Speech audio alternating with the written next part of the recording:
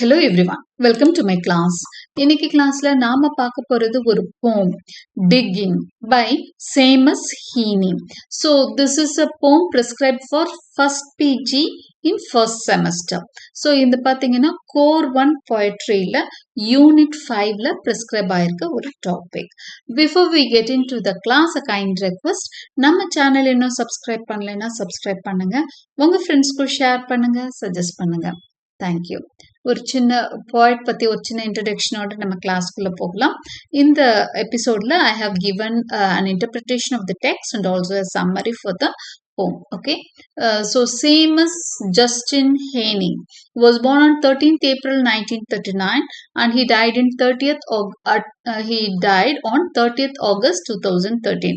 He was an Irish poet, playwright and translator. So இவரை வந்து ஒரு ஐரிஷ் poet நம்ம தெரிஞ்சுக்கிறோம்.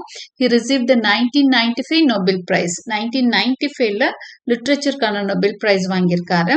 He was a professor at Harvard from 1981 to 1997. So professor இருக்கிறாரு from 1989 to 1994. He was also the professor of poetry at Oxford. So ரெண்டு இடத்துல at the same time work பண்ணியிருக்கிறாரு. ஒரு prestigious இதா கூட இருந்திருக்கும், போஸ்டிங்கா கூட இருந்திருக்கும். In 1996 he was made a commander of the order des arts et des letters. இது ஒரு French term மாதிரி இருக்கு. So he was made so in and in 1998 he was bestowed the title Savoy of Ausdana. He received numerous prestigious awards. So யூரோப்பை சுத்தி நிறைய countries வந்து அவருக்கு நிறைய awards கொடுத்துருக்கு அப்படிங்கிறத நம்ம தெரிஞ்சுக்கிறோம். Right? So this is the a short introduction to the author, to the poet. Now let us get into the text. Digging உங்களுக்கு மீனிங் தெரியும் இல்லையா?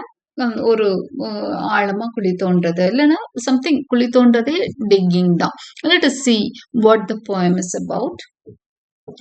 Between my finger and my thumb, the squat pen rests, snug as a gun. Between my finger and my thumb. Okay, thumb, you know what is the thumb? அந்த பெருவிரல தம்புன்னு சொல்லுவோம். ஃபிங்கர்ஸ்க்கும் தம்புக்கும் இடையில என்னோட squat pen வந்து இருக்கு அப்படின்னு சொல்றாரு. அப்படியே எழுதிட்டு அப்படியே யோசிக்கிறாரு. ஸ்குவாட் பென் அப்படிங்கிறது கைண்ட் ஆஃப் முந்தி வந்து கைண்ட் ஆஃப் பிராண்ட் நேம் தான். இந்த ஃபவுண்டைன் பென்னுக்கான ஒரு பிராண்ட் நேம் தான் ஸ்குவாட் அப்படிங்கிறது. ஒரு ஃபேமஸான ஒரு பென் தான் வந்து ஸ்குவாட். ஸோ அவர் வந்து அவரோட கையில வந்து ஒரு ஸ்குவாட் பென் இருக்குதான். இட் இஸ் லைக் கன் மாதிரி. ஓகே, ஒரு வாரியருக்கு எப்படி கன் நெசசரியோ அதே மாதிரி ஒரு ரைட்டருக்கு வந்து பென் இஸ் வெரி நெசசரின்னு சொல்ல வர்றார். Okay, it is like a gun. It is seated in my hands like a gun is seated in the arms of a soldier. அப்படின்னு சொல்றார். Under my window, a clean rasping sound when the spade sinks into gravelly ground. My father digging. Okay, அவர் வந்து let us imagine that he's sitting in the upstairs. Okay, upstairsல ஒரு ரூம்ல உட்கார்ந்துட்டு இருக்கிறாரு. He's sitting and he's thinking. அவர் கையில வந்து pen இருக்கு. Under my window, a clean rasping sound.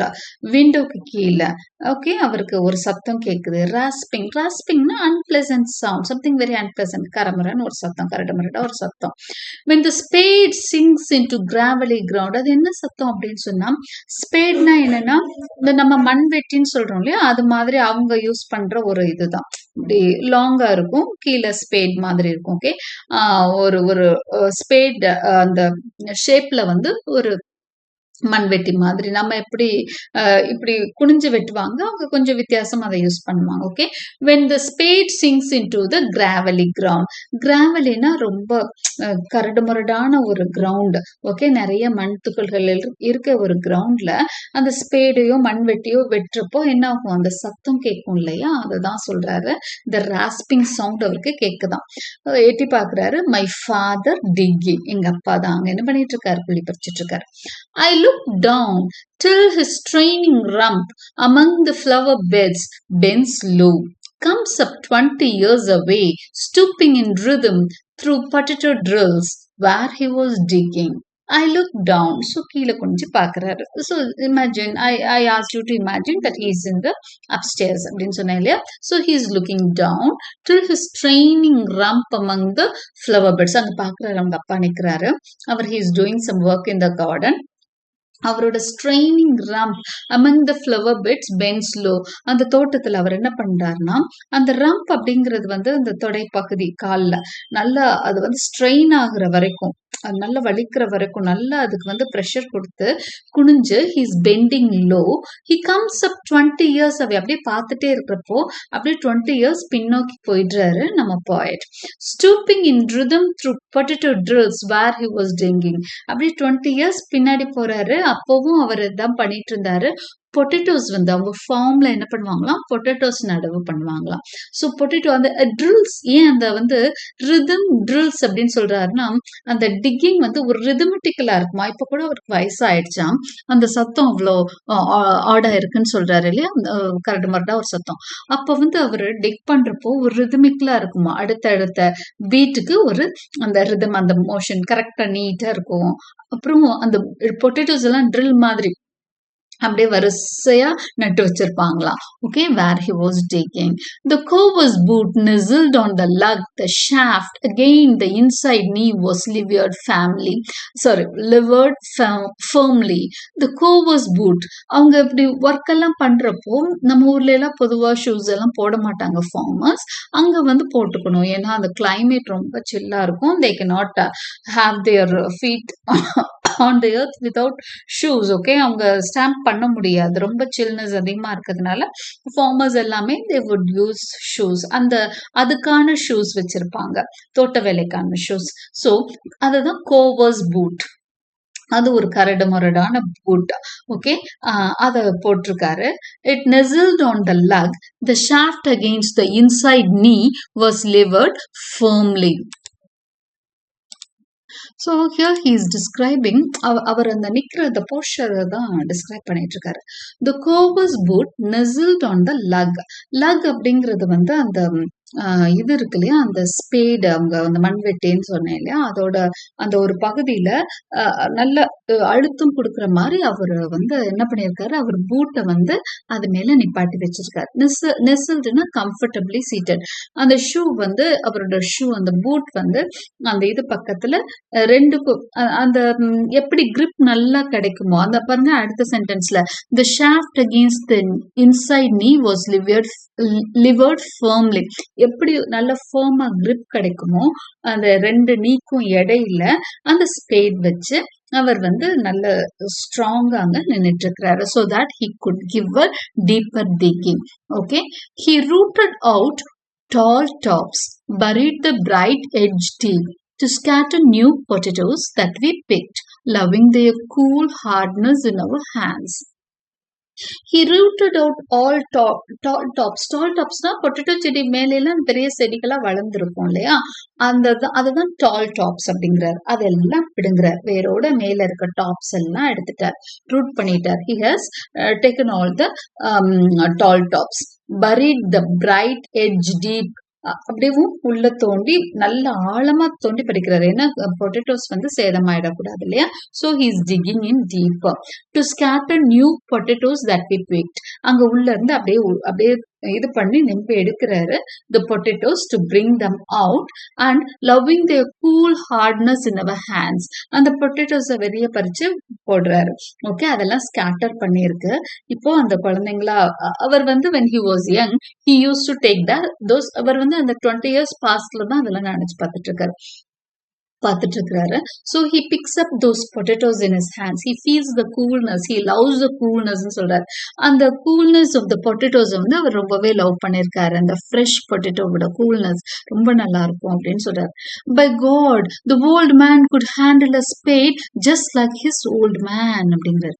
ஐயோ கடவுளே, அது வந்து இது பண்ணி பிரைஸ் பண்ணி சொல்றாரு. ஓ கடவுளே, by God, oh God, the old man. இப்போ அவர் ஓல்டு மேன் சொல்றது அவங்க அப்பா. ஃபர்ஸ்ட் ஓல்டு மேன் வந்து அவரோட அப்பா, அடுத்த ஓல்டு மேன் அவரோட தாத்தா. ரெண்டு பேரையும் கம்பேர் பண்ணி சொல்றாரு. எப்படி சொல்றாரு தெரியுமா? The old man could handle a spade just like his old man.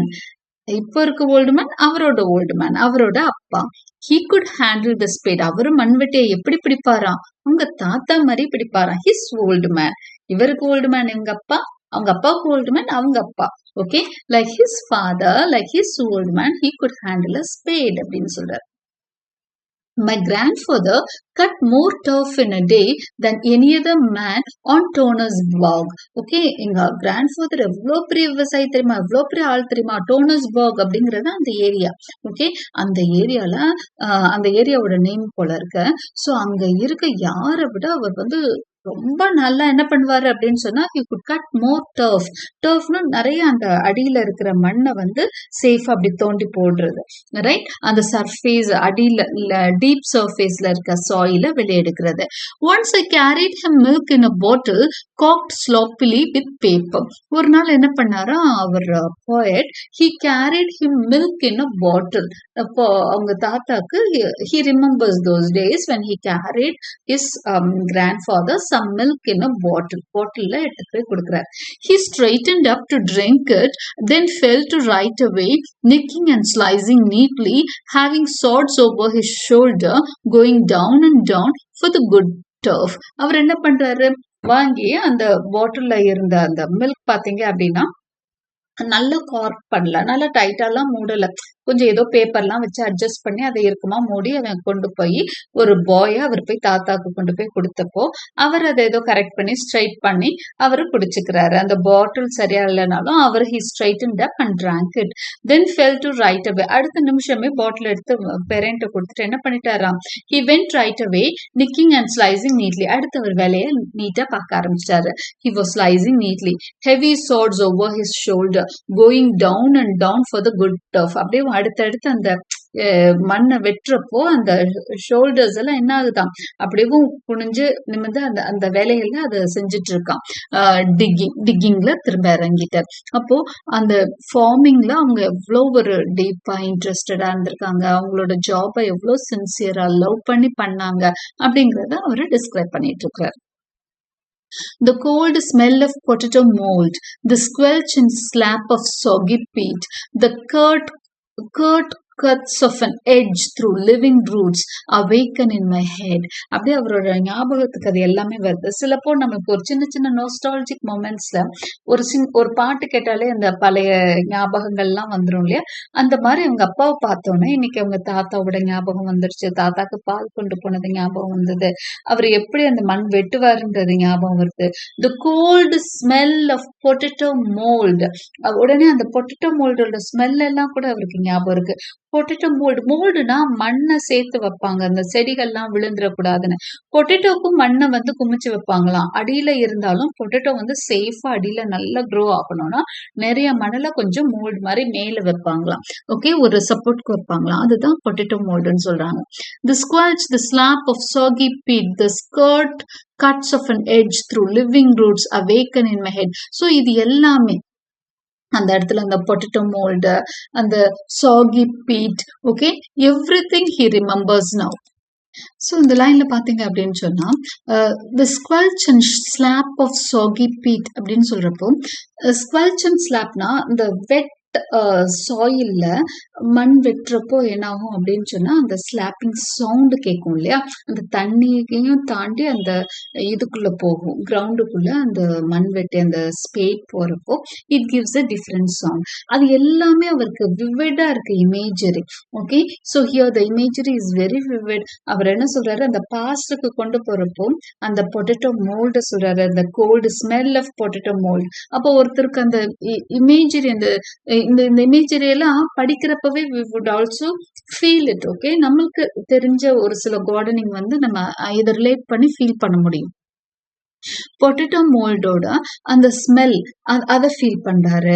அப்புறம் இந்த ஸ்குவெல்ச் and slap of soggy beat, அப்போ அந்த அதை ஸ்லாப் பண்ணி சாகி அப்படின்னா அந்த அந்த ஈரத்தன்மையோட இருக்க அந்த மண்ணுல அவங்க வெட்டுறப்போ ஏற்படக்கூடிய அந்த சத்தம். ஓகே, இந்த கர்ட் கட்ஸ் அப்படின்னு சொன்னா வேகமான அந்த கட்டிங் ஸ்கில்ஸ். ஓகே, அவர் வந்து வேக வேகமா ஸ்பேட் வச்சு அந்த குத்துற அந்த சத்தம். Of an edge through living roots. ஏன்னா அதெல்லாம் வாழ்ந்துட்டு தான் இருக்கு. அந்த பொட்டேட்டோஸ் எல்லாம் அலைவ் தே ஆர். அதுக்குள்ள அப்படியே என்ன பண்றாங்க, நம்பி அதை எடுக்கிறாங்க இல்லையா, அந்த sound. Okay, they have awaken in my head. இது எல்லாமே என்னோட மனசுல அப்படியே it gives me vivid imagery, அப்படியே எனக்கு ஞாபகம் இருக்கு அப்படின்னு சொல்றாரு. அந்த பாஸ்ட் எனக்கு எல்லாமே ஞாபகம் வருது. அப்பா அவங்க கார்டன்ல செஞ்சுட்டு இருக்க அந்த வேலைகளோட அவர் ஃபார்மிங், அவங்க தாத்தா அவங்க செஞ்ச வேலைகள் எல்லாத்தையும் ஞாபகப்படுத்திக்கிறாரு. But I have no spade to follow men like them. இப்ப என்ன சொல்றாருன்னா, he comes to the present. எல்லாம் எனக்கு ஞாபகம் வருதுன்னு சொல்லிட்டு பிரசன்ட்டுக்கு வர்றாரு. இப்போ என்கிட்ட ஸ்பேட் இல்ல to follow men like them. அவர்களை போன்ற ஆண்களை நான் ஃபாலோ பண்ணுவதில்லை. Okay, I am somewhat different from them. I don't dig the earth like them. அவங்கள மாதிரி எர்த் நான் இப்போ டிக் பண்ணிட்டு இல்லை. ஆனாலும் between my finger and my thumb the squat pen ட்ரெஸ். இன்னைக்கும் நான் டிக்கிங் பண்றேன். இன்னைக்கும் நான் ஆழமா தான். இங்க வந்து டிக்கிங்க்கு வேற meaning. Okay, again he also digs. ஒரு சில விஷயங்களை ஆழமா என்ன பண்றது, ஆராய்ச்சி செய்யறதுன்ற இடத்துக்கு இங்க டிக்கிங் இப்போ மூவ் ஆகுது. ஒரு பென் மூலமா we are exploring many things இல்லையா. ஒரு writer he explores many things through his pens. அதை தான் இந்த இடத்துல அடுத்து சொல்றாரு. Between my finger and my thumb. So என்னோட இந்த கட்டை விரலுக்கும் அந்த ஃபிங்கர்ஸ்க்கும் இடையில என்னோட ஸ்குவாட் பென். இது இப்படிதான் ஆரம்பிச்சிருப்பாரு. ஃபர்ஸ்ட் 2 லைன்ஸ் இதுதான். ஓகே, தி ஸ்குவாட் பென் ட்ரெஸ். என்னோட ஸ்குவாட் பென் இருக்கு. I will dig with it அப்படிங்கிறார். நான் என்னோட டிக்கிங்க என் பென் வச்சு செய்வேன். ஸ்பேட் வச்சு எனக்கு செய்ய தெரியாது. I haven't followed my father or my grandfather, but I follow some other people who do digging with pen. Okay, யாரெல்லாம் பென் வச்சு டிக்கிங் பண்றாங்களோ அவங்கள தான் நான் ஃபாலோ பண்றேன். பென்னை வச்சு நிறைய எக்ஸ்ப்ளோர் பண்றேன், நிறைய விஷயங்களை பாக்குறேன் அப்படின்னு சொல்லி ஒரு ஜேர்னலிஸ்டா என்ன பண்றாங்க, ஒரு ஜேர்னலிஸ்ட் கூட அந்த வேலை தான் பண்ணுவாங்க இல்லையா, டிக்கிங். நிறைய விஷயங்களை மூடி மறைச்ச விஷயங்களை எல்லாம் தோண்டி கிளற விஷயம்தான். அதுலதான் ஜேர்னலிசம்ல தான் பண்ணணும்னு இல்லை, எல்லா விஷயங்கள்லயும் என்ன பண்ணலாம். Even in literature you can dig. ஒரு பாஸ்ட கிளறணும்னாலே அது டிக்கிங் தான். ஓகே, ஸோ நிறைய விஷயத்த எக்ஸ்ப்ளோர் பண்ணாலும் டிக்கிங் தான். So thus he ends his poem digging. Same as Heaney ends his beautiful poem digging. So he compares writing to digging of potatoes. Okay, so let us get into the summary and analysis of the poem Digging. Now here we have an analysis and summary of the poem. Introduction. Same as Heaney's poem, Digging reflects on his family's farming heritage and their connection to the land through hard work. So இந்த போம்ல வந்து அவர் எதை பத்தி பேசுறாரு, what is he reflecting upon, what is he thinking upon அப்படின்னு சொன்னா, his families farming heritage. காலகாலமா அவங்க வந்து ஏன்னா அவங்க தாத்தா காலத்துல இருந்து சொல்லிட்டு இருக்காரு, அது ஒரு பாரம்பரியமா they are doing farming and they connection to the land through hard work. எப்படி லேண்டோட அவங்க கனெக்ஷன் அழகா சொல்லியிருக்கிறாரு. எப்படி அவங்க மண் வெட்டுவாங்க, அந்த சாயில் எவ்வளவு டீப்பா அவங்களால தோண்ட முடியும். அவங்க தாத்தா அந்த ஊர்லயே பெரிய ஆளா இருந்தாரு, அந்த மண் பெற்ற அந்த கலையிலன்ற மாதிரி எல்லாம் he is praising them. Okay, he describes the physical labor of his father and grandfather using vivid images of digging. So உங்க அப்பாவோட கிராண்ட்ஃபாதர் தாத்தாவோட அந்த பிசிக்கல் லேபர் எல்லாம் எப்படி விவிட் இமேஜஸ் கண்ணு முன்னாடி கொண்டு வந்து நிப்பாட்டுறாரு இல்லையா, நிறைய இமேஜஸ். அந்த இமேஜஸ் மூலமா அந்த sensory images we could feel it, we can see it. அந்த இமேஜஸ் மூலமா we feel how they were doing their duty. Okay, while he respects and admires their efforts, Heaney chooses a different path. Okay, அவங்களோட efforts எல்லாம் admire பண்றாரு. ஆனா at the same time கடைசியா 2-3 lines தான் பேசியிருப்பாரு. எதை பத்தி, ஐ எம் ஆல்சோ டிக்கிங் அப்படின்ற மாதிரி சொல்வாரு. அவரோட கிரியேட்டிவிட்டி பத்தி பேசுறாரு.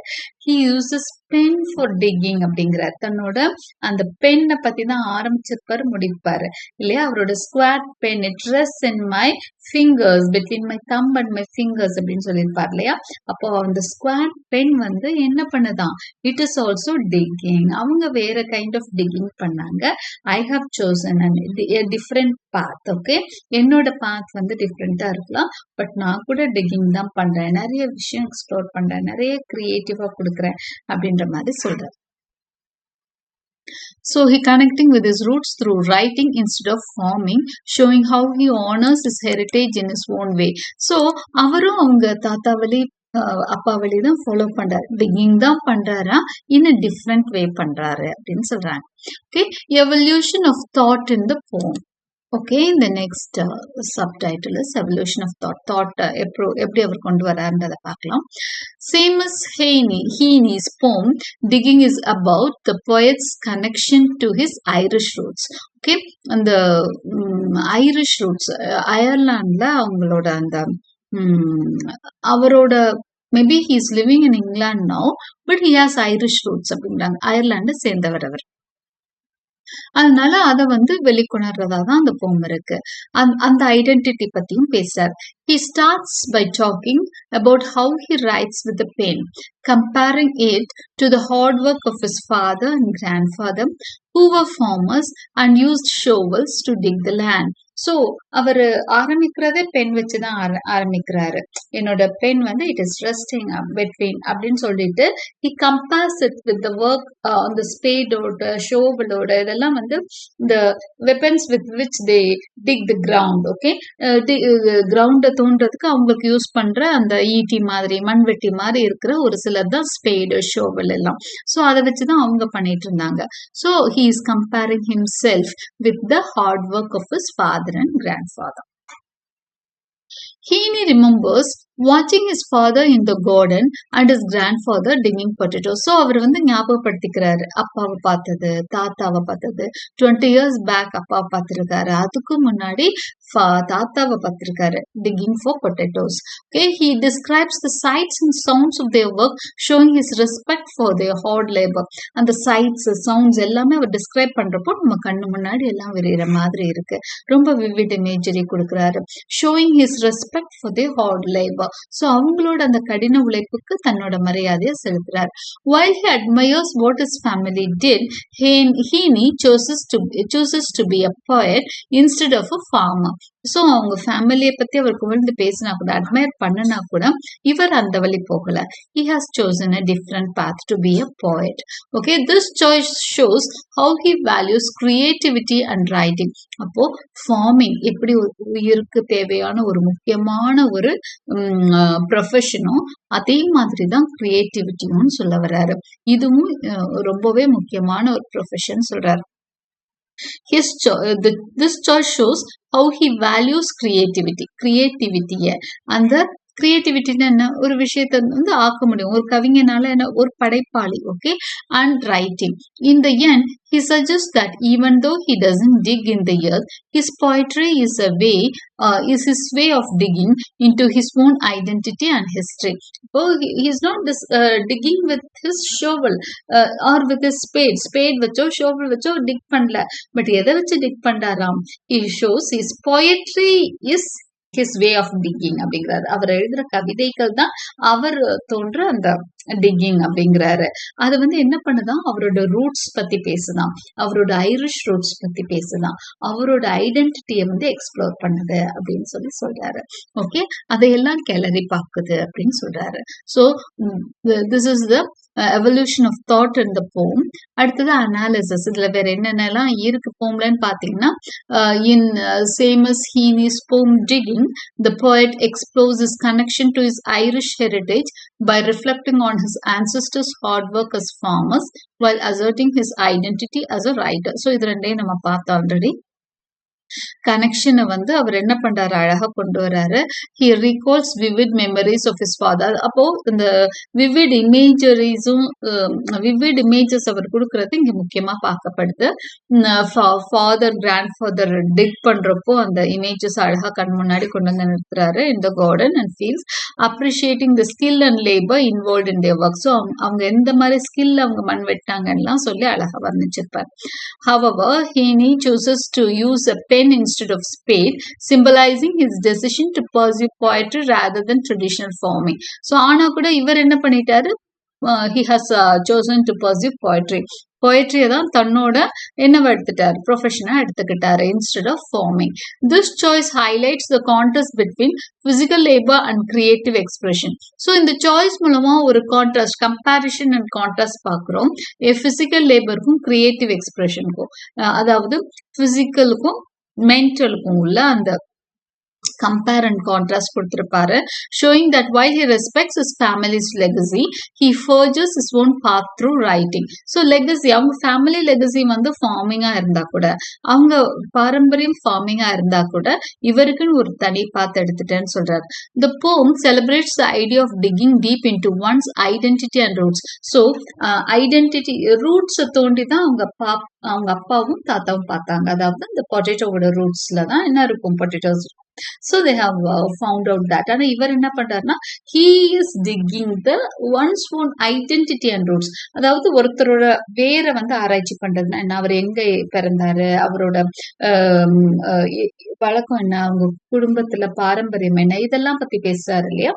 இதுவும் a kind of digging தான். இவரு தன்னோட பெண் வச்சு என்ன பண்ணிட்டு இருக்காரு, இந்த கதையெல்லாம் தோண்டி வெளியெடுக்கிறாரு. So it celebrates the idea of digging. இங்கேயும் again he is celebrating the idea of digging. ஃபார்மிங்லயும் டிகிங் பத்தி பேசிட்டாரு, எழுத்துலயும் இவர் அவங்களெல்லாம் பேசினது மூலமா he has been doing the same work. Okay, இவரும் டிக் பண்ணி தான் பார்த்திருக்காரு. அவங்க அப்பாவையும் தாத்தாவையும் எடுத்து எழுதுறதுனால he has been digging deep into one's identity and roots, even if it takes a different form. வேறு ஒரு ஃபார்ம்ல டிக்கிங் இவரும் பண்ணிட்டு தான் இருக்கிறேன்னு சொல்றார். Conclusion. In conclusion, digging is a powerful celebration of both tradition and individuality. He honors his family's agricultural background while asserting his identity as a poet. So இதுதான் நம்ம ஒரு பவர்ஃபுல் செலிப்ரேஷன், அது அப்படிதான் பாக்குறோம் டிக்கிங். எதுக்கான செலிப்ரேஷனா, பாரம்பரியத்தை பத்தியும் இண்டிவிஜுவாலிட்டி. ஏன்னா அவர் வந்து தன்னோட இண்டிவிஜுவலா அவரோட சோசன் பார்த்தையும் பிரைஸ் பண்றாரு, ட்ரெடிஷனையும் பிரைஸ் பண்றாரு, ரெண்டையுமே செலிப்ரேட் பண்றாரு. ஓகே, அக்ரிகல்ச்சரல ரெஸ்பெக்ட் பண்ற அதே சமயம் தன்னோட ஐடென்டிட்டி as a poet-ஐயும் இங்க செலிப்ரேட் பண்றாரு அப்படிங்கறத நம்ம பார்க்கிறோம். I hope you understood the poem. Like and subscribe my channel for more such videos. Press the bell icon for continuous notifications, and thank you for watching.